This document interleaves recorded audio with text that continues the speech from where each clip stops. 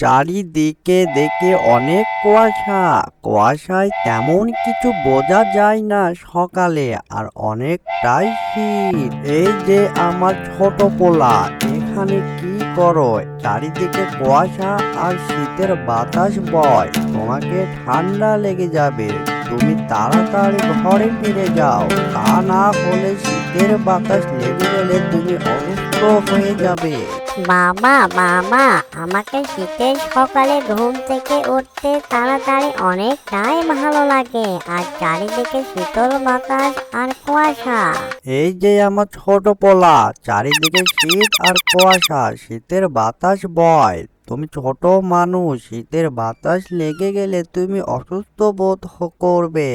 বাবা, শীতের সকালে তাড়াতাড়ি উঠলে অনেকটাই উপকারিতা আছে, আর শীতের সকালে হাঁটাহাঁটি করলে অনেকটাই স্বাস্থ্যের জন্য উপকারিতা জানো বাবা। আমি প্রতিদিন শীতের সকালে তাড়াতাড়ি উঠবো আর হেঁটে হেঁটে বেড়াবো, আর শীতের পোশাক পরে বেড়ালে অসুস্থতা বোধ করবো না। বাবা বাবা, আমার স্যার বলেছে শীতের সকালে যারা হাঁটাহাঁটি করে তাদের শরীর স্বাস্থ্যবোধ অনেকটাই ভালো থাকে।